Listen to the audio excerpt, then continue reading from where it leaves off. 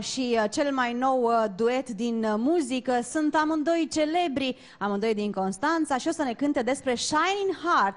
Așa că haideți să primim cu aplauze pe Andreea Bănică și pe Laurențiu Duță, care vin cu videoclipul în premieră. Bine ați venit! Hello! Bine v-am găsit! Mă bucur să vă văd! Te pup! Haideți mai în față să vă vadă telespectatorii. Ce faceți? În afară de faptul că aveți o super piesă. Bine. Mulțumim frumos, a venit primăvara și afară și în sufletele noastre. Am văzut după titlu. Da, și piesa asta e o piesă care chiar aduce primăvara. Da, în are o sufletele atmosferă noastre a venit mai devreme primăvara, pentru că noi am făcut de ceva timp această melodie împreună.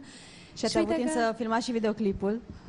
Ne-am cam chinuit și l-am făcut foarte repede, pentru că piesa a urcat foarte mult în topuri și a trebuit să ne grăbim să scoatem acest videoclip. Ați fost protagoniști în videoclip. Cred că se întâmpla o poveste de iubire între voi. Noi am fost povestitorii. Sincer, nu avem niciun cadru împreună, dar am fost povestitorii. Actorii au fost doi tineri foarte frumoși, Cosmina și Gilberto. Care și-au făcut treaba bine. Așa e. Mie nu cred că mi-ar fi ieșit. Ei, nu, eu cred că ți-ar fi ieșit. Nu s-au sărutat decât câteva ore. Bine, ca să prindă cele mai bune cadre. cel mai greu în cazul continuu, da, așa este. I-am lăsat nu cred că pe s-ar ei. fi supărat Lucian. Nu. Dar soția ta? Nici ea, cred. Am un mic semn de întrebare aici. Și ținând cont de faptul că cred că vă cunoașteți de când erați aproape mici, nu se punea problema de altceva decât o prietenie. Este o relație de prietenie foarte frumoasă între noi. Sunt foarte mulți ani de când timp colaborăm și ne știm de foarte mulți ani.